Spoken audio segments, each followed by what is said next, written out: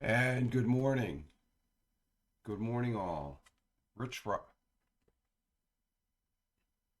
Rich Roberts, Fireman Rich, at Fireman Rich over there on uh, X, at Fireman Rich also over there on Truth Social, Instagram threads, uh, and Blue Skies. Public Facebook is the real Fireman Rich, and we're here to talk about some football. There we go. I'm getting excuse the juggles here. This is a new format, but we're here to talk about the inaugural kickoff here of the UFL, United Football League, that is starting today. And I'm an avid football fan. I like watching football, and we're going to be just to commemorate we got a new league. Of course, it's made up of two previous leagues that are now the conferences. That's the USFL and the XFL. Those are the two conferences that make up now the newly formed UFL. And I'm excited about it as far as that goes. And I'm putting this together. I got a new format here as far as look and stuff like that. So it's going to be a little. I don't know how that music came over, the intro music. I did a test because I'm using once again Prism Live Studio that my good friend Walt Hollick, who's a brother firefighter, he used to do the aircraft rescue firefighting in the UK, and I used to do it in the United States Air Force. And he told me about this program several years back. He doesn't broadcast. He's over there on Instagram, Walt Hollick. He's a great photographer, and but he did broadcast. We're simul broadcasting on Rumble and YouTube this morning, and hopefully this is the um, inaugural kickoff also of Let's Talk Football USFL football broadcast week one. This is week one as far as that goes, and the one thing you're gonna find, I don't know diddly squat who the players are. I have lists of players from one particular web page there that sort of ranks the top players as far as that goes. But we have a total of 8 teams, uh, both taken from the XFL had 8 teams and the USFL had 8 teams. They took 4 of the best and combined them, and as far as that goes, and uh, let's see what I want to do here. This is going to be a little bit of a jiggy jag. Um, so, but we are going to go ahead and talk about football for about the next, I don't know how long first one's going to last, because I have an outline and I want to cover all the points, and I want to say for those viewers that are on Rumble, I see we have 10 viewers on the eyeball. Thank you very much for your views, and that we have a few viewers over there on the Twitch side. Just have to do something. I got to start something here. Let me make sure that's all the way down. So this is it's going to be sort of this isn't a professional broadcast as much as I'd like to have it, but we have some good graphics, and I'm going to utilize them for this particular broadcast, and such.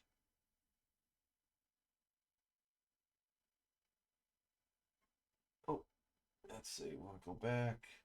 I'm just doing something here on the big screen. Excuse me. I've been a little under the weather for the last several days. Really down and out yesterday as far as that goes. And so I had this slapped together from the other day, and just looking at it, having breakfast this morning. I'm on my last cup of coffee, and such that we'll see how it plays out. But this stadium behind me is the one team I like in the UFL, which was a member of it's in the USFL conference, St. Louis Battlehawks. That's going to be my team. I'm going to put full disclosure. I want them to win it all. That's the team I'm riding this year as far as that goes. There's no New York teams. All these teams in the UFL come primarily down south and over in south central United States, and but it's football, and we have 2 games today, 2 games tomorrow. It's going to be a 10-week season, and let me see. I bring up the schedule here. Let's see. We got that. What do I want? No capture. Is that it? Yeah. Okay. So this right here is the week 1 schedule. We have the Birmingham Stallions versus the Arlington Renegades starting at 1 o'clock. And the significance about this game, those are the 2 champions from last year's XFL and USFL. So that's going to be a significant game. I plan on watching it at 1. I plan to watch all these games, if not the full game, portions of it. And then later in the week, I'll digest and dissect the stats. The second game today will be my St. Louis Battlehawks versus the Michigan Panthers. I'd like them to win. I think in the Birmingham Stallion, I'm not a Birmingham Stallion fan. because the first year of the USFL, all the games were down there in Burlington. I didn't that didn't set well with me, and that's the difference this year. Every team, and we'll go over the stadiums today. That's one thing I do have a YouTube to present on the stadiums to a certain degree. Gives you a breakdown. Every team has its home field, okay, and that's the one thing I did not like about the USFL when they first started, and then they branched out to a couple other places, but it just didn't seem right because even if the St. Louis Battlehawks were the home team in Burlington, everybody's rooting for Burlington. So I'd like to see the Arlington Renegades win that, and then of course it's uh, St. Louis Blue Hawks or Battlehawks win it the second game. Then tomorrow, Sunday, um, what happened? Sunday 31st. Oh, what happened there? I butchered that off. Let's see. Let me go back and find this here. Let me see. Where is that? That's right. Let's see. No, it's not there. Let's see. We gotta go to the web page. Oh, let's see the schedule.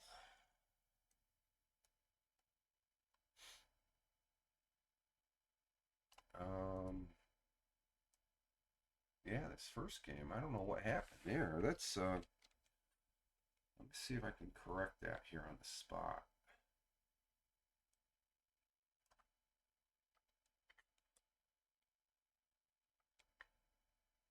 Okay. Okay, yeah, we corrected that. DC Defenders versus the San Antonio. Let's go ahead and move that in there. The San Antonio Baramas, which is a bull. It's not a chicken. I thought it was a chicken. The icon when I first saw it I thought it was a chicken.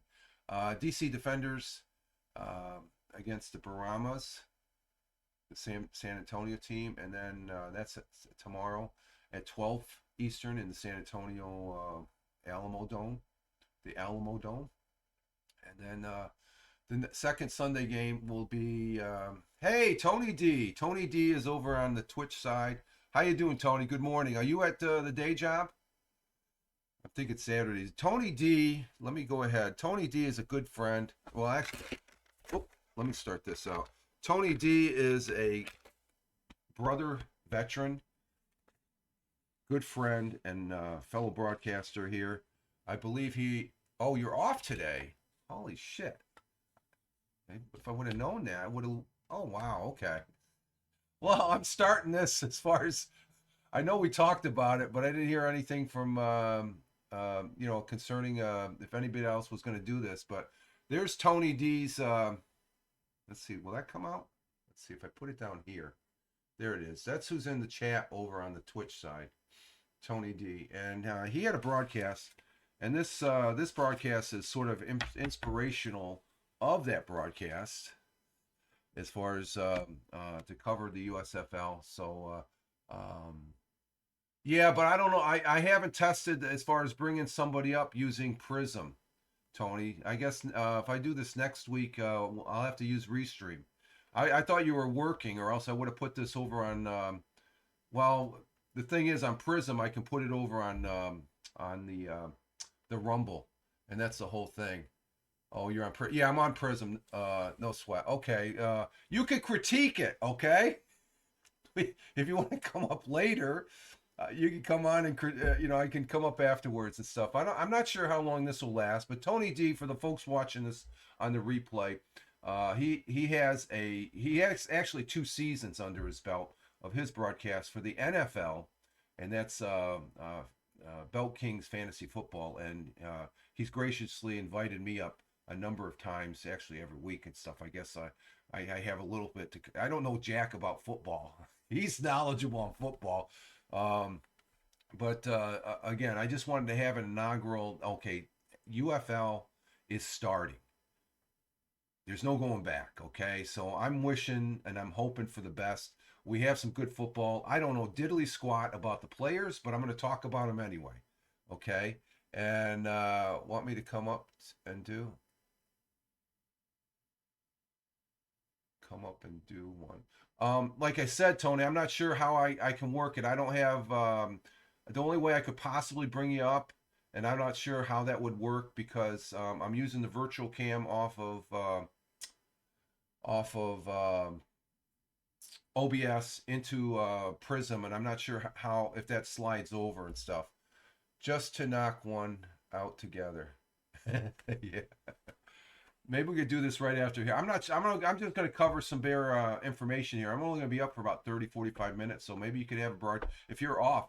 This is the first Saturday you've been off. Now again, Tony, my good friend Tony D, who's in the chat over on the Twitch side, he um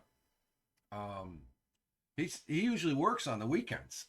So I just assumed that he was working as far as it goes, and should have got a hold of him. But I've been sick. I'm going to use the excuse. I still have some sickness about me. I was down for the count all day yesterday, as far as that goes. I can come on restream so we can do. Okay, maybe after this one. Okay, as far as that goes. So I'm just going to go over it. Tony D knows football. I'm not sure if he's probably familiar with a lot of the players that I'll be presenting on these the list. And what am I going to be using? I mean, there is a UFL fantasy football league. I don't know how you sign up for it, but I'm going to use their information. This is off of Roto Baller, as far as that goes, and we have the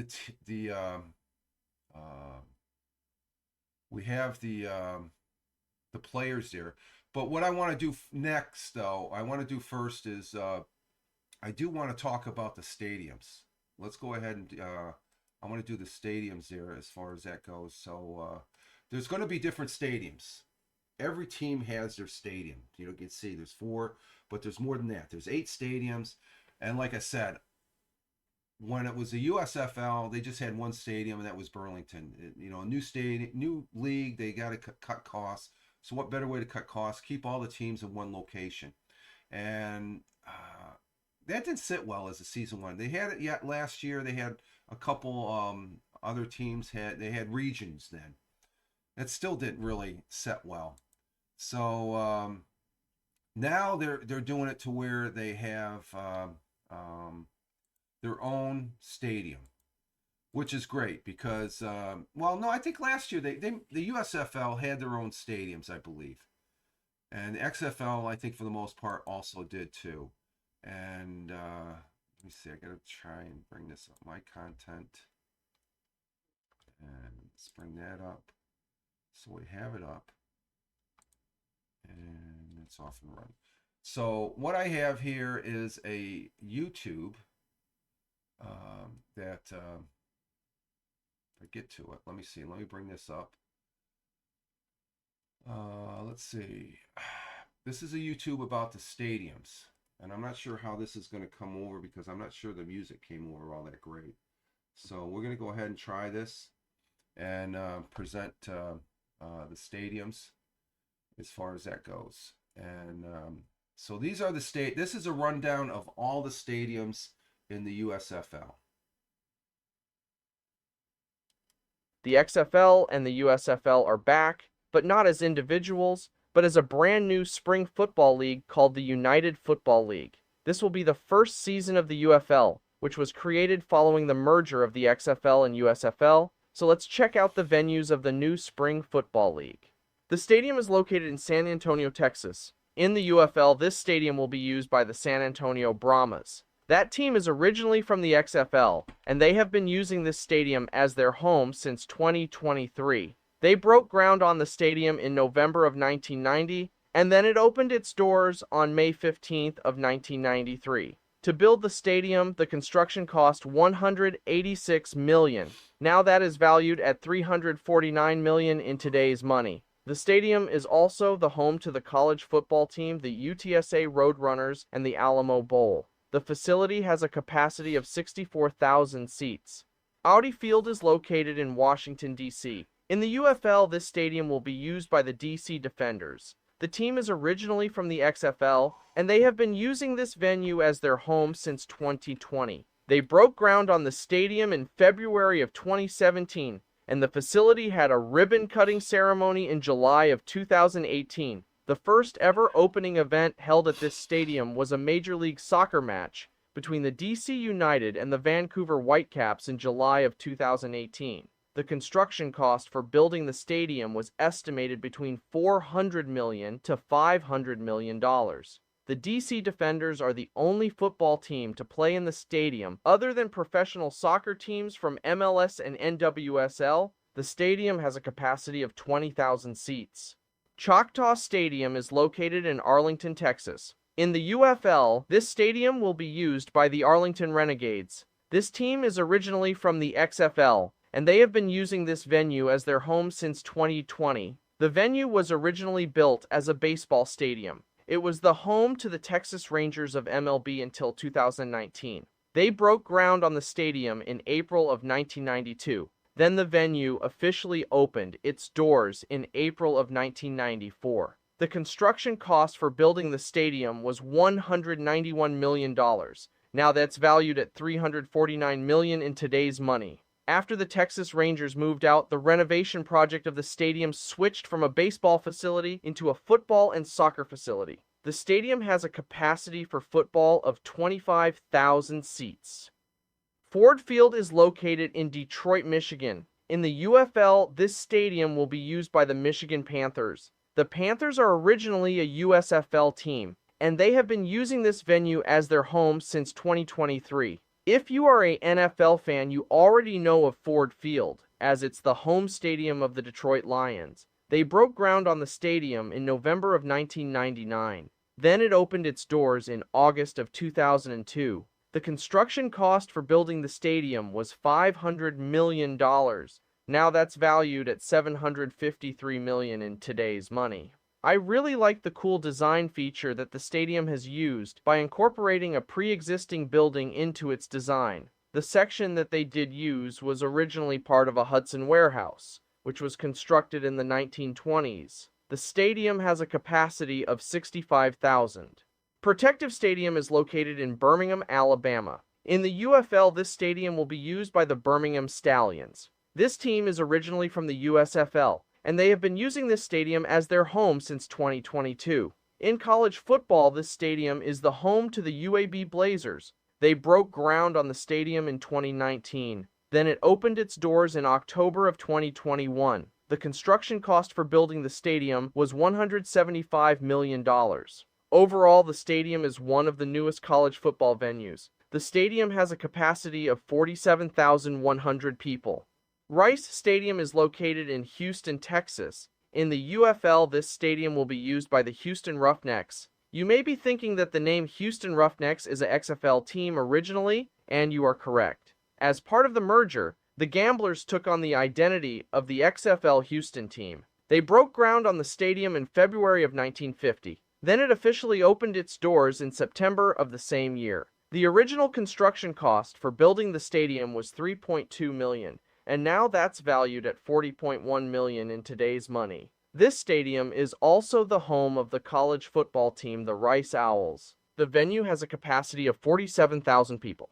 Simmons Bank. Liberty Stadium is located in Memphis, Tennessee. In the UFL, this stadium will be used by the Memphis Showboats. The team was originally from the USFL, and they have been using this stadium as their home since 2023. This stadium used to be known as the Liberty Bowl until 2022, which the venue hosted an annual college football game called the Liberty Bowl. They broke ground on the stadium in 1963, and then it opened its doors in September of 1965.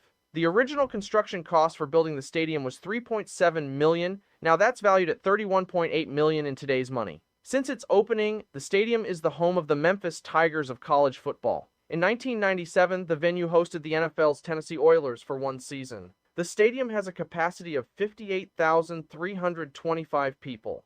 The Dome at America Center is located in St. Louis, Missouri. In the UFL, this stadium will be used by the St. Louis Battlehawks. This team is originally from the XFL, and they have been using this venue as their home since 2020. They broke ground on the stadium in July of 1992. Then the stadium officially opened its doors in November of 1995. The construction cost for building the stadium was $280 million. Now that's valued at $498 million in today's money. The St. Louis Battlehawks are the first professional football team to use the stadium since the St. Louis Rams departed after the 2015 NFL season. The stadium has a capacity of 67,277 people. So those are the 8 stadiums of the UFL this season.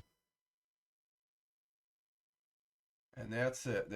Those are the stadiums for the USFL. I thought that was a good overview of the game or the stadiums.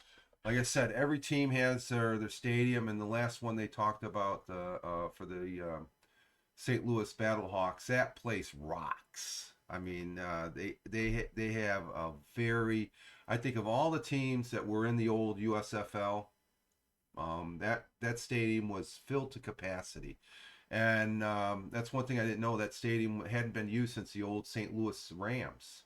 Of course, the Rams and the NFL went back to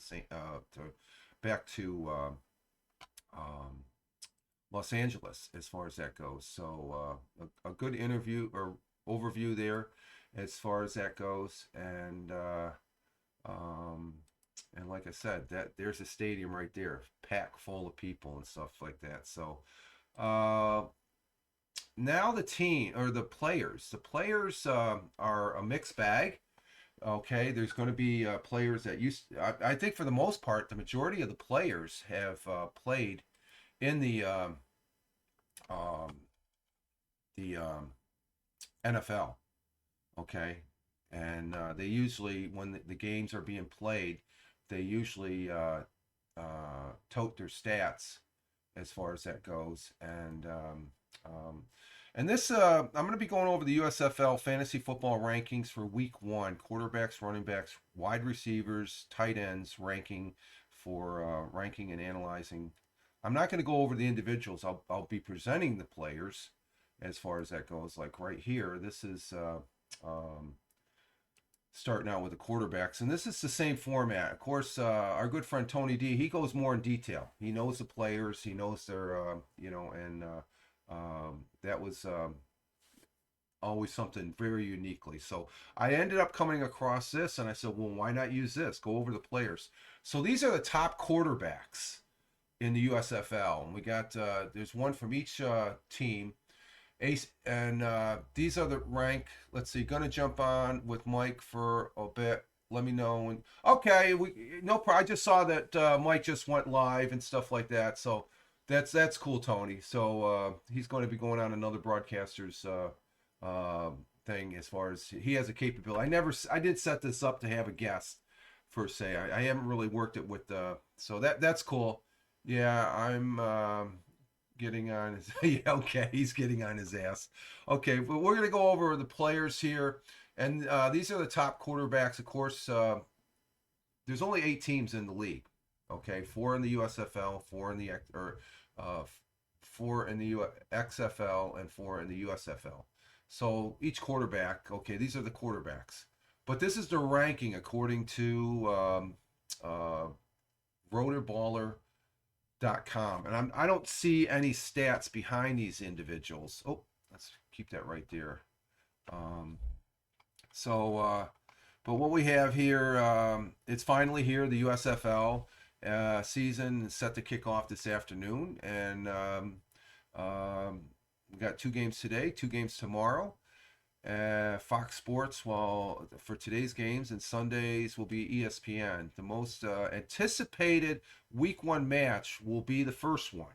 Okay, it'll be against the like I said, the USFL 2023 champions, USFL Birmingham Stallions, against the 2023 XFL champion Arlington Renegades. So you can almost say it's the first UFL Super Bowl in a manner of speaking, unofficial.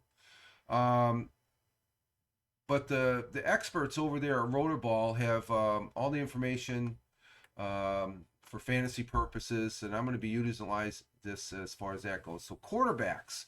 Starting quarterbacks are still not confirmed by all teams, with lock-in starts having their perceived week 1 job secured, baked into the ranking. Here's how the quarterbacks landscapes go for week 1. So these are according to Rotoball as far as your top quarterbacks. And I'll be getting stats That's the thing I like about football. There's always stats to look at.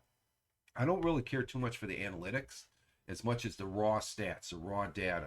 So number one, topping number one is AJ McCarron of the St. Louis Battlehawks, and then you have Jordan Tar Tarmu for the DC Defenders, and I seen some news on him. He has the possibility of being an MVP for the league already before it, or no, that's the next one. Luis Perez of the Arlington Renegades. He's the one that's the hot hand. So I'm a little perplexed as far as why he's not number one in some of the things I've been reading here over the last several days. Then you got the San Antonio Baramas, Chase Gabers, Case Kukas from the Memphis Showboats, Jarrett Guantane, I butcher names. I'm sorry. Just bear with me. From the Houston Renegades, E.J. Perry from the Michigan Panthers. That's an easy one. Adrian Martinez from Burlington Stallions. And then there's another one.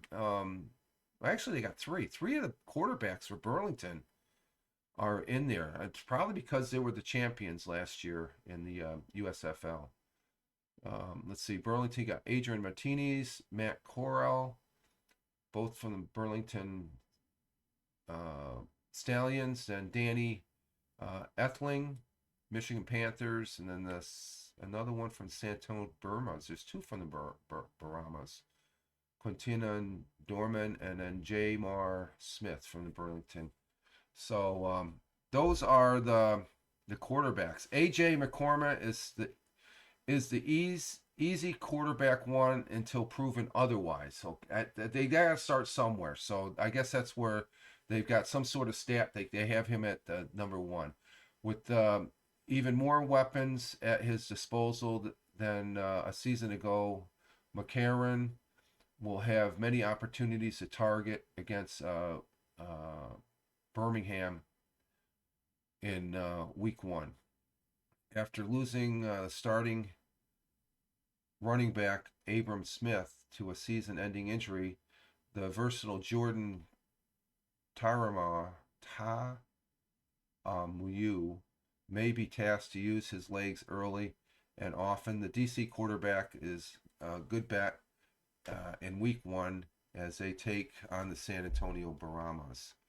So there are rumbles that Adrian Martinez could be under the center on Saturday for Birmingham, which would be a slight shock given the NFL prodigy of Matt Corral and the fact that J. Mar Smith is the incumbent starter from last year's championship. Birmingham is the only team that has not named their starting quarterback. Well, they got three to pick from the list here as far as that goes. So, but is also projected to be one of the highest power offenses in the USFL. So Birmingham is still a powerhouse. So whichever quarterback draws to start should be pushed up the rankings, but be careful rolling with Stallions quarterback in week one due to likely short leash given how long the battle has been going on. Let's see, anything more? Let's see. After being named week one starter for San Antonio, Chase Gabers could be the type of quarterback to tear up the league. So it all starts with a quarterback. That's what's going to be exciting about this, as far as I have no idea how these I've seen some of these quarterbacks play before, but I'm getting a little more detailed this season, I guess, with the UFL. So those are the quarterbacks as far as that goes. The next on the list, we're going to go over the running backs. These are the running backs, the top running backs, according to our folks at rotoballer.com. As week one draws near, we see the finalization of rosters across the league. It's always a challenge in fantasy football to predict which running backs will dominate in carries and rushing yardage, especially with limited information early. We don't have any information. We don't have any stats. Next week, I'll have more stats as far as that goes. However, now the rosters are essentially locked in. We officially know the contenders who will be playing uh, on a weekly basis as the season kickoff initiates. And these are this is a list of all the running backs. I'm not going to go down the list. There's a list. I think you can see that. Yeah, that's legible. Yeah, I'm seeing that's legible. So those are the running backs. Houston Roughneck are our running back Mark Thompson, and he's the number one. He's the number one guy on this list right here. Is the top of the running back ranking for Week 1. Thomas is in his third season with Houston and will be critical in the team's offensive attack. One season ago in the USFL, he was second in rushing with 653 yards and led the league with 14 rushing touchdowns. Doesn't seem a lot, but this is a spring league. It's not the NFL. So it's going to be, it's not no 1,000-yard season. Anthony McFarland. Let's see, where's Anthony McFarland? Is he on there? Who's Anthony? Is easily a rusher that could move up the ranking. Where is he? Where's he sitting at? I don't see him up there. Anthony McFarland is easily a rusher that could move up the rankings after Week 1. McFarland spent 4 seasons in the NFL with Pittsburgh, but he only had 42 carries for 146 yards. If McFarland has a strong first week, he could easily see more carries over Bruce Alien. Let's see, it's Bruce. I don't see him up there either. Huh. That's interesting. So these guys must be below that this top 15 list. Could easily see more carries over Bruce Allen and John Lovett, San Antonio's other 2 running backs. Okay, Lovett is number 3. But I don't see the names. Okay, so we got one guy coming out of the Pittsburgh Steelers who's probably maybe in his first year. Let's see. Wes Hills, who's number 2 on this list over here. Previously of the New Orleans Breakers and now with the Michigan Panthers, emerged as the USFL's leading rusher amidst 679 yards and 10 touchdowns in 10 games. With quarterback Danny Ethlin ranked 10th out of 12 quarterbacks. He's ranked 10th in the quarterbacks out of 12 quarterbacks for Week 1. Hill may see significant carries as the team looks to establish a strong ground game. I love a ground game. I love a good ground game. Let's see. Devon Smith, who is number 4 on this list. The Arlington Renegades feature back goes into Week 1, is expected to play a critical role in quarterback Luis Perez offense. Again, Luis Perez. I keep hearing his name, so he's going to be a guy I'm already keyed in and on to watch. The XFL was a pass heavy league, and Smith showcased his reliability by rushing 365 yards and 117 attempts last season. However, he faces competition and for carries from Ledell Brown and Das D. Hunter in the Renegade backfield. So they're in up there. So those are our running backs.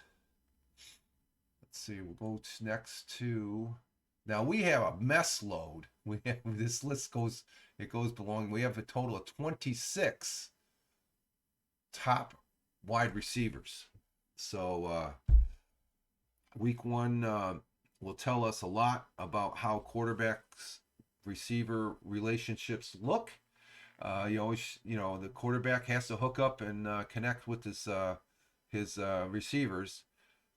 Prior to seeing these rapports in action, here's how the wide receivers landscape stack up heading into the opening weekend of the USFL. So these are how they're ranked right now as far as that goes. And the first ever game in the XFL USFL merge will feature 3 of our top 10 wide receivers in week one in what should be an exciting matchup. Isaiah Winstead. Let's see. Isaiah Winstead. Let's see. Is he on there? Is he on the lower list? Isaiah Winstead. Okay, he's number 20. He's right there. We're talking about him right now. Isaiah Winstead. Um, will look to emerge as the number one receiver for Luis. There's that name again, Luis Perez, a team that lacked a go-to guy during last season's championship. Winstead reportedly looks good. Hey, hello, Lore. Good morning, Thamer. I'm just checking. I see that if I look like I'm ignoring, I just noticed that we have Thamer. Good morning, Thamer, over on the comments over on Twitch, and we have Lore. Hello, good. How you guys doing? We have football today. That's what we're going over today. We have the start of the UFL, United Football League today. So where was I here? There's that name again, Lou Perez, on the team lacking a go-to guy. So this Isaiah Winstead is going to be his go-to guy this season, probably. Winstead reportedly looks good from the size-up combo that would make him the ideal wide receiver one, WR1. For Birmingham, the speedy Dion Kane. Where's Dion Kane? Where does he sit on this list? There, he's number 6. Dion Kane. And the shifty Armar Rogers. Where's Armar Rogers? Okay, he's number 4. He's up here, Armar Rogers, Birmingham. Should be able to move the ball with chunks of yards at a time. In the St. Louis Michigan matchup, one team looks way more established than the other entering week one, with stars like Pearson on the shelf due to injuries. It's wheels up for Hakeem Butler. Where's Hakeem? He's number 2. Okay. In the wide, he's going to be.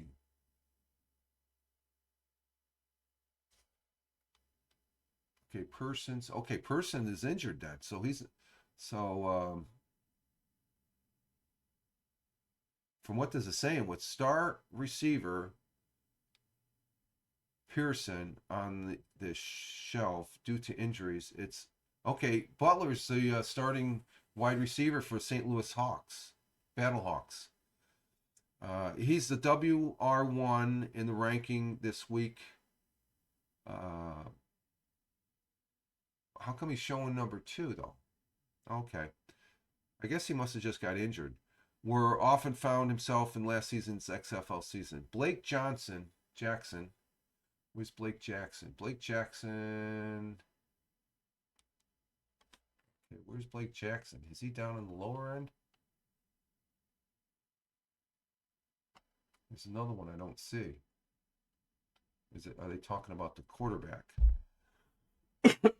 Okay. This is a guy just coming in. He's not on the list because he's a former Seattle teammate of Pearson. Should fit in nicely. So they're getting players from the NFL coming into the UFL. Twin Quinn could be a target hog for Michigan out of the slot, which lands him in the top 10 this week. Sunday's DC San Antonio matchup features wide receiver 2 and wide receiver 5 going head to head for that particular game. And the final week 1 game pits Memphis against Houston, with just one receiver on either team cracking our week 1. So there's a big long list. Okay, now we're going to go to tight ends. Here's the tight ends. It's a little bit low. A little bit of a smaller list. Like in the NFL fantasy football, there will likely be a select few tight ends that will excel during the season. Identifying those guys early in the season could give fantasy managers an edge. You always have to have a good tight end. Okay, Sal Canala, who's number 3 on our list over here, I guess, right over here, um, was one of the few XFL tight ends who was a big contributor to the team's offense. Arlington's Canala is presumably going to be heavily involved in its passing attack, and he registered 42 catches and 415 yards in last year's XFL championship. The 6'3", 216-pound hybrid tight end wide receiver Cody uh, Lantermar, he's number 2 on the list here, number 2. Um, will be a valuable fantasy asset. The former Denver Bronco excelled in the XFL, tallying 4 touchdowns while catching 50 passes for 593 yards for the Orlando Guardians, which they're no longer with this spring league. Expect him to be one of the top producers. So we're already getting some names out that are at the forefront. Jack Sternberger, upside depends on Birmingham Stallions quarterback Matt Corral's efficiency. He could provide a huge boost to the Stallions offense, as he had a fantastic season in the USFL 1 year ago, logging 517 receiving yards. Sage Surratt, who's number 4 on the list over there, right there.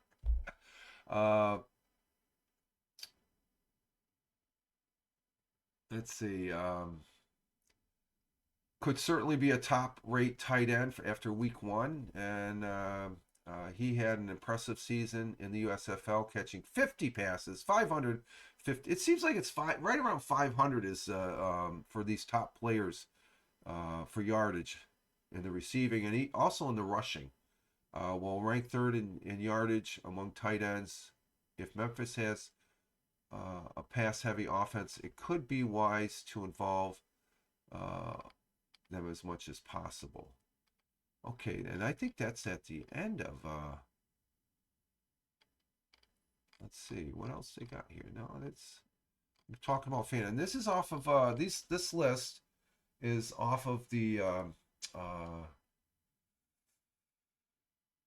off of the web page Rotor Baller. And I'll be interested to see what it's like next week as far as that goes. But this is the kickoff season as far as that goes for the USFL. And let's see, what else do we have here?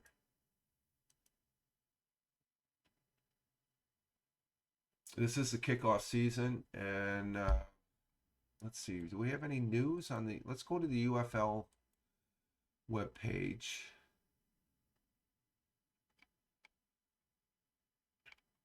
Again, there's 2 conferences. You got you have the USFL conference. It's going to have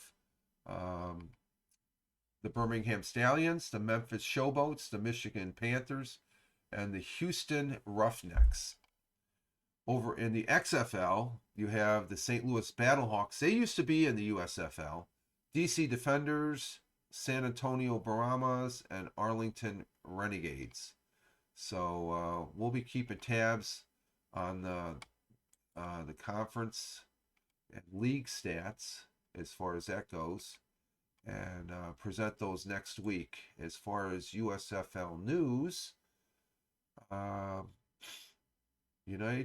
United Football League pays tribute to legendary NCAA coach Buddy Tevens. Let's see. The United States Football League, or the United Football League, UFL, will honor the unparalleled contributions to the sport of football of longtime NCAA coach Buddy Tevens at Saturday's UFL kickoff. Tevens, who passed away last September, is widely renowned and respected for his innovation coach styles and focus on player safety as and well-being. Buddy's dedication to mentorship and guidance not only shaped the athletes that were fortunate enough to play for him, but instilled in them invaluable qualities that extend far beyond the field, said Russ Brandon, president and CEO of the UFFL. He was not just a coach, he was a true architect and character molding individuals and intrigue, resilience, and excellence. And that's the thing I got to say. Those people that are out there that do not really care for sports, especially football, and they think it's a joke. I don't think it's no more than a joke than some rich guy going out on a sailboat yacht and stuff like that. Football builds character. Football, even from a younger age, it builds confidence.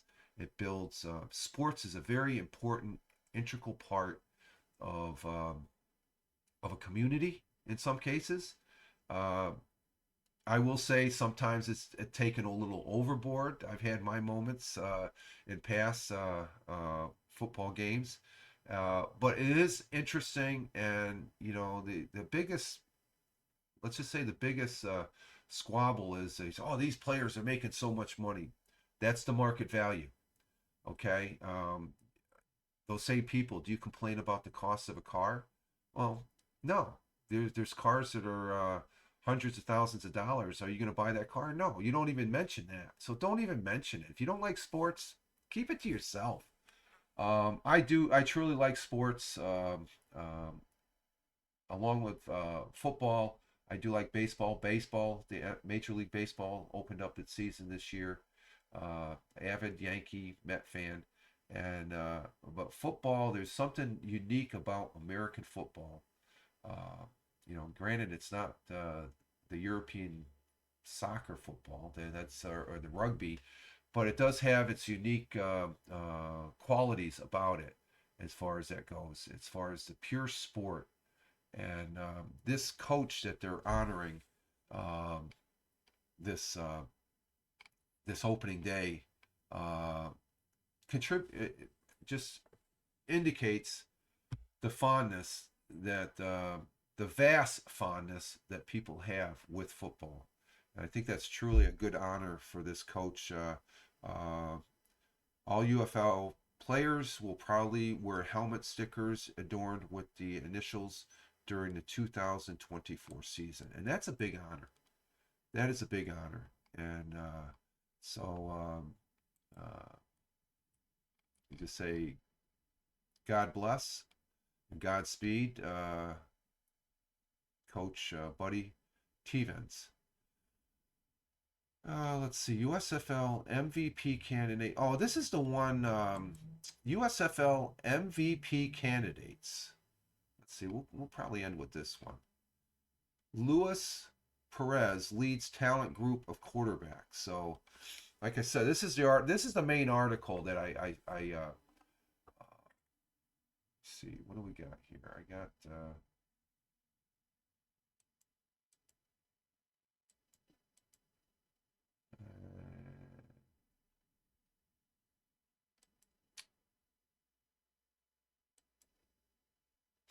Okay. Quarterback Luis Perez, the catalyst who helped ignite the magical run by the Arlington Renegades to an XFL title last year, spent his first training camp with the team this offseason learning the intricacies of head coach Bob Snoop's offense.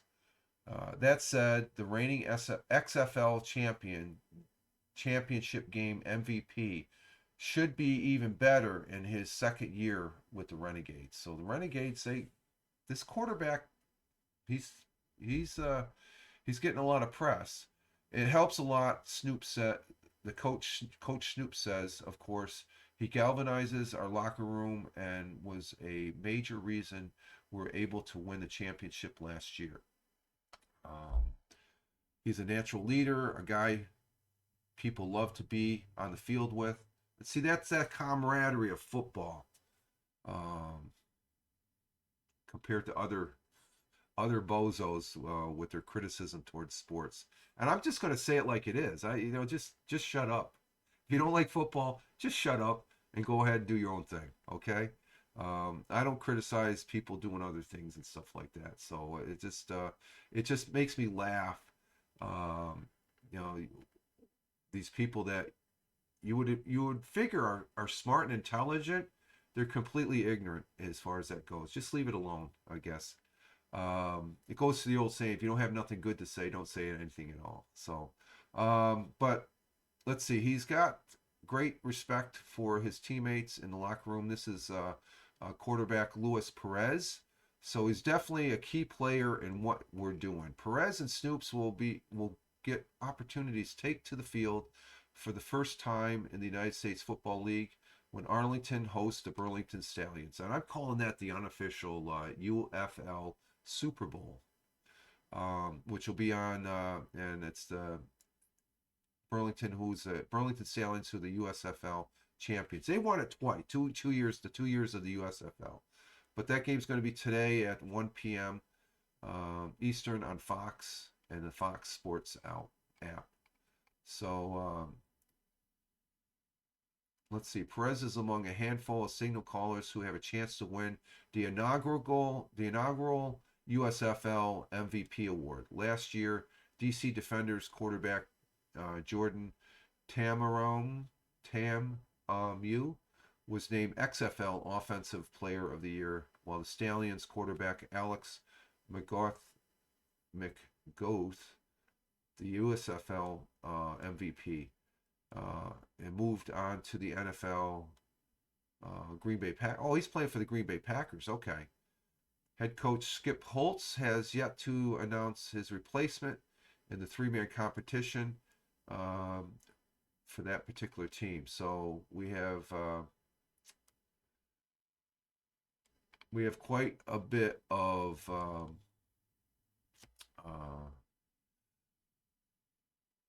selection of quarterbacks, and they're all fully, from what I'm reading, they are fully capable of doing their craft out there on the gridiron.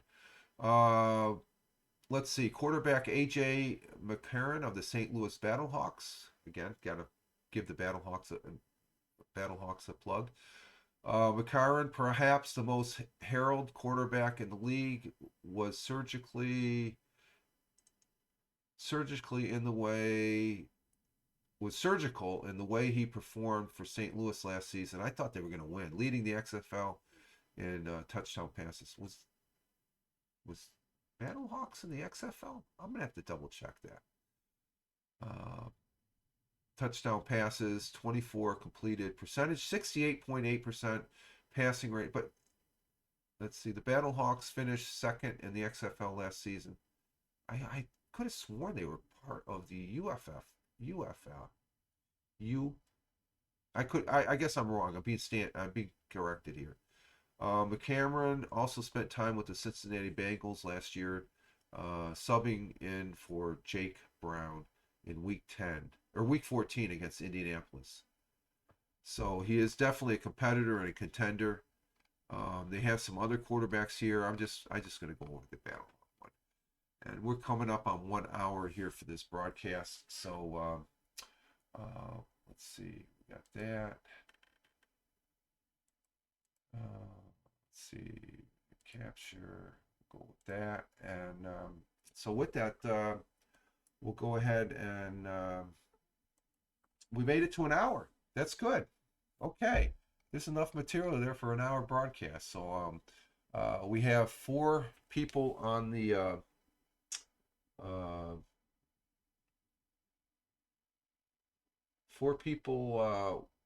viewing over on the Twitch side. I greatly appreciate your views there. Let's see. Let me try this here.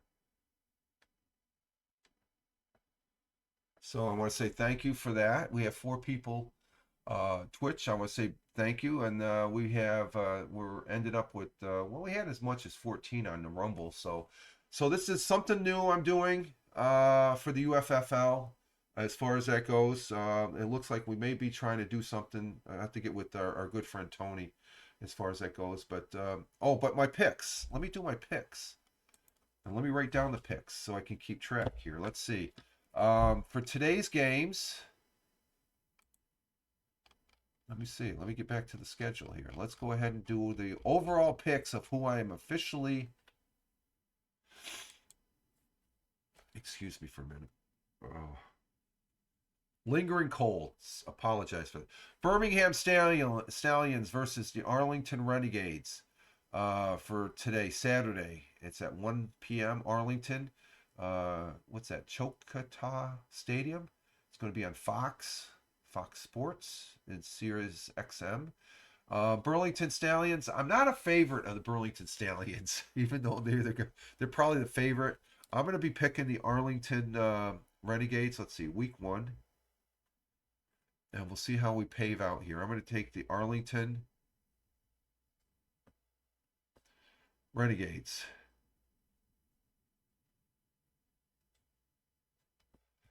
And let's see. The St. Louis Battlehawks versus the Michigan Panthers. Well, you can see the stadium back there. I'm taking the St. Louis Battlehawks over the Michigan Panthers. That's being played in today at 4 p.m. Okay, it'll be just before dinner time in Detroit, Michigan at Ford's Field, Fox Sports, and Sirius SM. Tomorrow's games will be the DC Defenders against the San Antonio Brahmas. That's going to be down in San Antonio, the Alamo Dome. It's going to be on ESPN Extra, on an extra on Sirius XM. And I'm taking the San Antonio. I guess when I went to basic training in the United States Air Force, the basic training was down there at Lackland Air Force Base in San Antonio. So I'm going to take the San Antonio Brahmas, which is a bull with the horns, not a chicken. I remember the first season. San Antonio.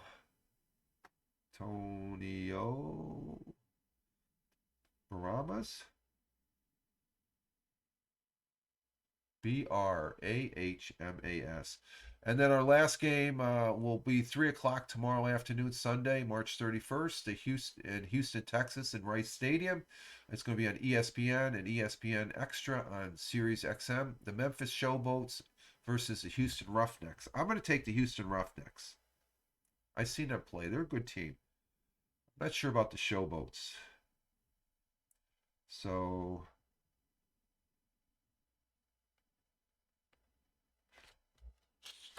there's my teams right there. I picked them for week 1. Slap that over there. Keep track of it. And that's all she wrote. So with that, we'll go ahead and exit stage left here and see what the day brings as far as that goes. I hope you all enjoy the games today. And let's see, where am I going here with this? Okay, there we go. And this has been interesting. I think this a little wobbly for a broadcast, but I enjoy doing this and having the new graphics here. And I'm not sure about the sound, so we're gonna have an outro song. I'm gonna have to listen to it. I thought it worked pretty good before, but it might be because that was just with Prism alone. So, but we're gonna end now, and so this is Rich Roberts, Fireman Rich, on most social media platforms, at Fireman Rich over there on X. I'm also at Fireman Rich over there on Truth Social, Blue Skies, and Instagram Threads. And on the public Facebook, it's all one word, The Real Fireman Rich, as far as that goes. That's the public Facebook. So I want to say thank you for the replays on Rumble and Twitch. Greatly appreciated. And with that, this is Rich Roberts wishing you all well. Enjoy today's games and tomorrow games, and we'll see you next week. Okay? For Let's talk about football. And that's the USFL. That's UFL football, folks. Okay? So have a good one. Live life. Have fun. Ciao for now. As always, peace.